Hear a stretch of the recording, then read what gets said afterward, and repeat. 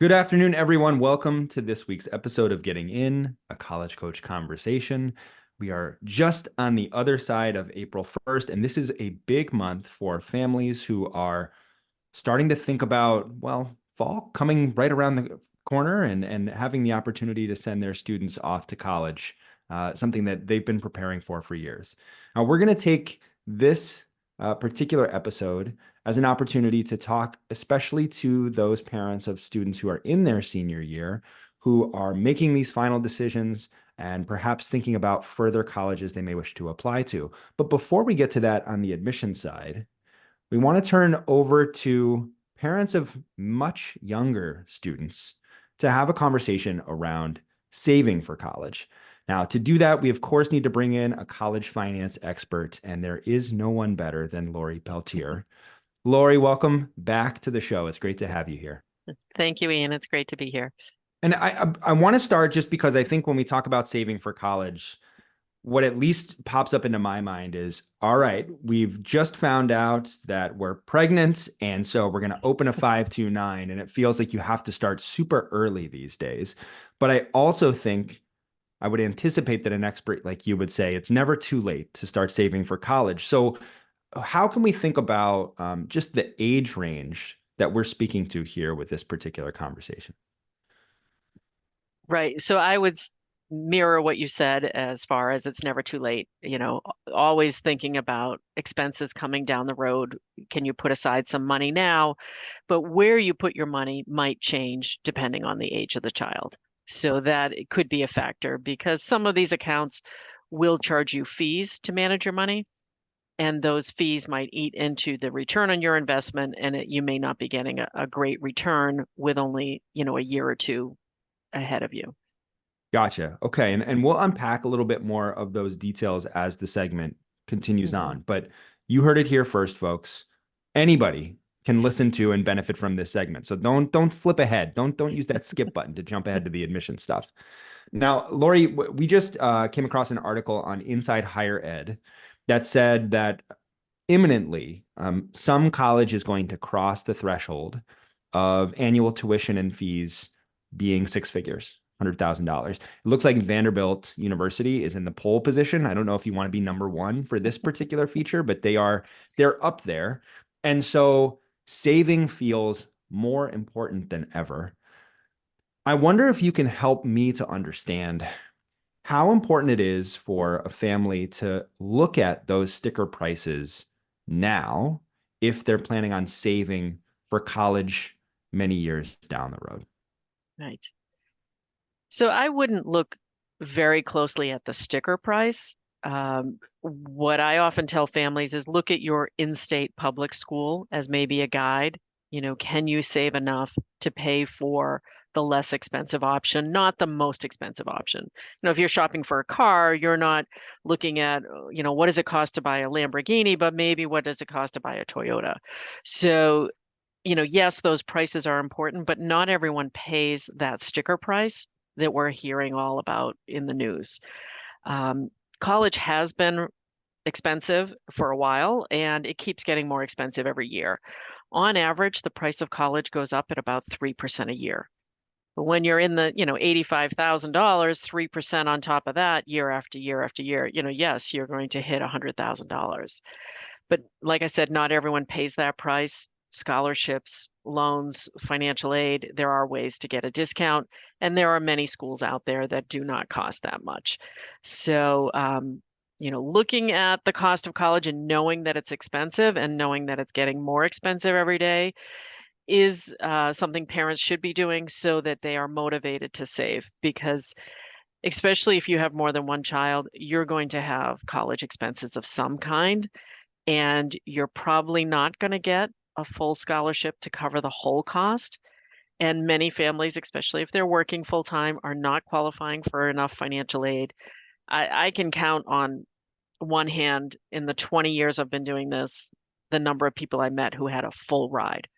So, it's not that common. It's very, very rare to get enough money to cover the full cost. So you're going to have some college expenses, may not be $100,000 a year, but wouldn't you rather have that money available that you have saved up for that expense?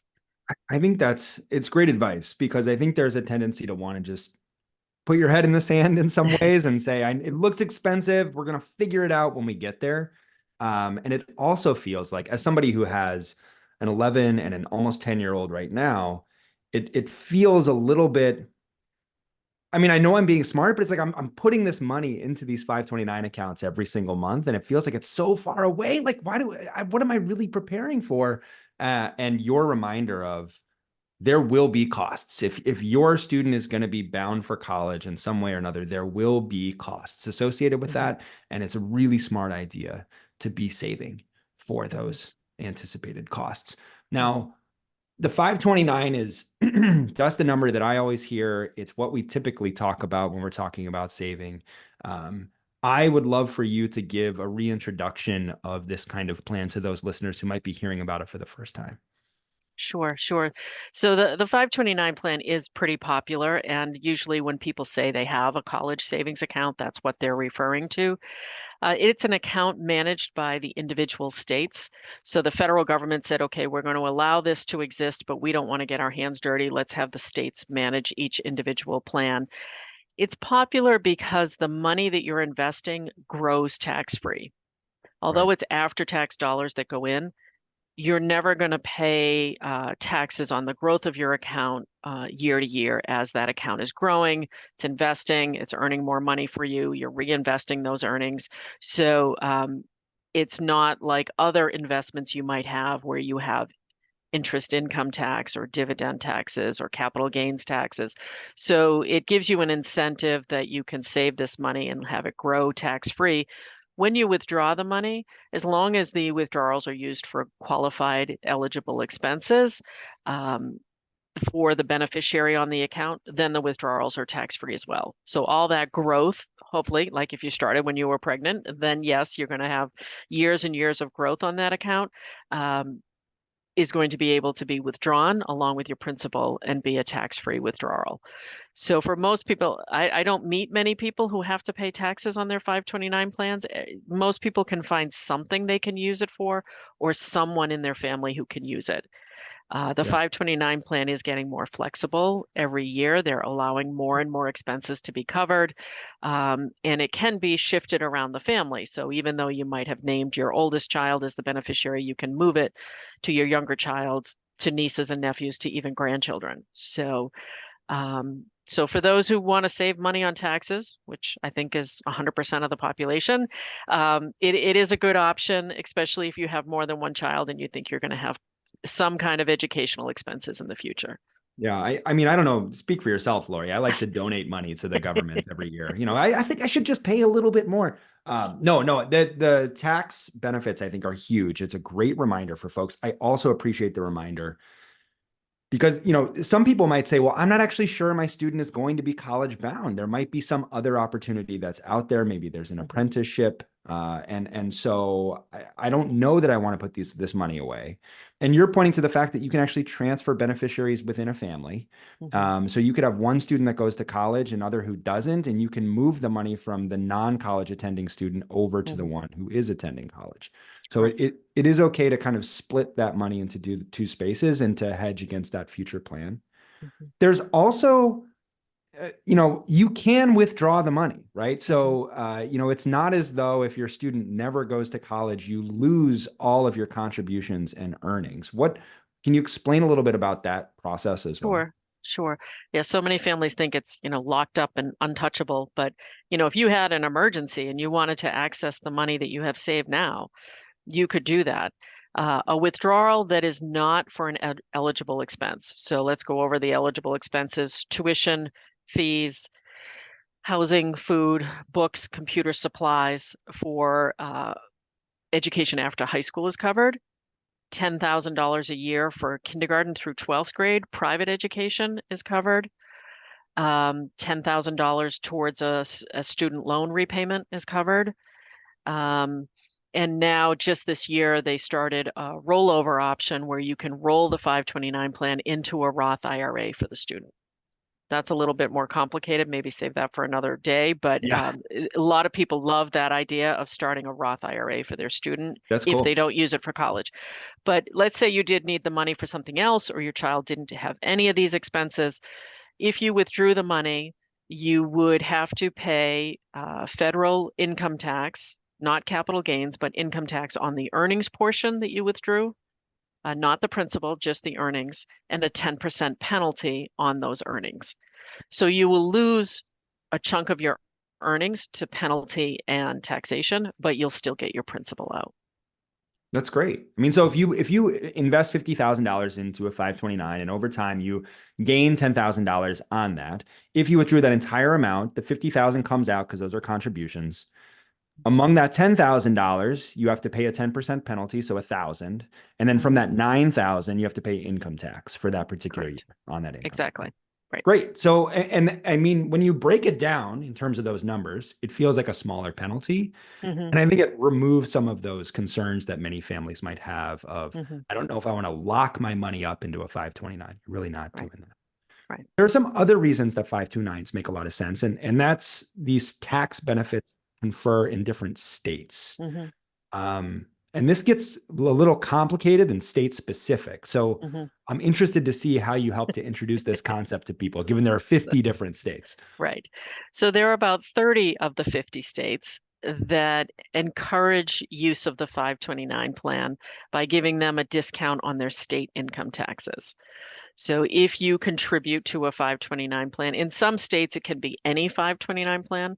In other states, it has to be the 529 plan that their state manages. So it depends on what state you live in and what the opportunities are. So if you contribute to a 529 plan in your state and your state has that state tax discount, the money that you put in that year can be reduced. Can you be used to reduce your income on your state income taxes? So you end up reporting less income to your state and paying less taxes to your state. Some of them are very generous, like 10,000 or $20,000 limitation. Others are more like one or $3,000. So it really varies depending on the state that you live in. Yeah, Oregon is where I live is kind of in the middle. If you pass a particular threshold based on income level, then you can earn a credit. And a Hmm. credit's great. It's better than a deduction. It takes away Hmm. that money that you have to pay to the state. And so our strategy is we at least want to meet that minimum for Right. each year, given that it's going to help us with that tax Hmm. benefit. Are Right. there other unusual tax circumstances that you've seen out there? I've got one in my back pocket that I know about, but I want to hear which ones you have too. I don't. What other ones do you have? So one that I discovered because my mom lives in Arizona is Uh, that an Arizona resident can contribute to a family member's 529 in any state and receive a tax benefit for that. So I let my mom know right away. It's like, put some money in the kids' 529s. Let's right. go. You can benefit Right. for this. Right. Um, what about other savings plans? We always talk about 529. They're great. Hmm. Are Hmm. there other things people should be considering in other circumstances that might point to a different savings vehicle? Right. So when we're talking about tax advantaged accounts, the Roth IRA always comes up. And we're not talking about the Roth IRA that's part of your 401k that you can join through your employer. It's rather a Roth IRA you start on your own. And IRA stands for individual retirement account. So mom or dad or, anyone can have their own individual Roth IRA. It has a tax advantage in that it grows tax free, like the 529 plan. But rather than how it's used, it's when it's used. So if you wait till you're over 59 and a half years old to withdraw your Roth IRA, all your withdrawals will be tax free after that point. So all the earnings on your Roth IRA after age 59 and a half are tax free. Prior to 59 and a half, it is a unique account that separates your principal from your earnings. So you can get your principal out without touching your earnings. Since your principal of your Roth IRA is made up with after-tax dollars that have already been through your paycheck, just like in the 529 plan, you've already paid taxes on that money, that principal comes out tax-free, penalty-free.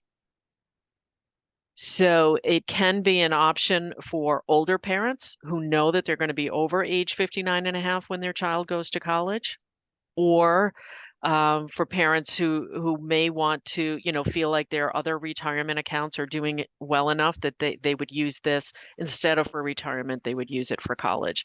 It's also kind of a good buffer account as far as how much do you put in the 529 plan versus how much do you save for retirement. They're both targets that are very hard to predict. Um, I always like to say that the 529 plan is more flexible on the front end and more restrictive on the back end. So you can put a lot of money in a 529 plan, and anyone can put money in a 529 plan. Whereas the Roth IRA, it's more restrictive on the front end and less restrictive on the back end. So who can put money in a Roth IRA is limited, and the amount you can put in is limited. But on the back end, once you've got the money in there, you can use it for anything. It's not restricted to college. And the Roth IRA also has a restriction on what your total income level each year can be in order to contribute to one, correct? Correct. Right. And But there are workarounds. we won't get into the backdoor Roth Right. Yeah. conversions today. hmm That's we could do a master's thesis, I hmm think, on that hmm process. hmm Anything else that you think folks should know, or just words of encouragement that you like to offer to Right. families that are starting to think about saving for the first time? So anything helps. Getting started is the hardest part. So just, Yeah. rip the Band-Aid off, open the account, put in $50, see where it goes. And then a lot of people are worried about the impact on financial aid. A lot of the people we talk to are not going to qualify for financial aid, but the 529 plan is treated favorably. The Roth IRA doesn't get counted at all because it's retirement. So it, it's it's not going to hurt you much to have this savings. It's going to help you more than hurt you. It's a good way to kind of hide away those funds, for lack of a hmm better term, and not hmm let them count against that financial aid eligibility. Correct. Um, I also think, one of the things that we've adopted to our strategy is, and I've heard, and I think I picked this up from you guys because you're hmm so smart about this, but if your circumstances change and your costs for a child are diminished in some way, hmm for example, they're no longer in childcare. That's a big one. Yeah. You might say, oh, great, now I have an extra thousand hmm dollars a month spending money. You could take a portion of that and put it into a 529. hmm And it's a great way to, you're not going to feel necessarily differentiated pain because you're just moving money that you had previously been spending already. hmm And it's a great way to get those savings accounts started. So if you get bonuses, if you get these kinds of expenditures reduced, it's never fun, Laurie, to put money into a savings account, but it feels right when you do it. Right. Right. And your kids will thank you. I hope so. So, That's what we're all going for. It's just like a big thank you at some point. right. All right, awesome. Thanks for coming on the show. It's a lot of All fun. right. You're welcome. Okay, folks, when we come back, we're going to turn our attention over to those seniors who have maybe not gotten the best news yet this spring and talk about some opportunities they have to improve their situation. So we'll be right back. Don't go away.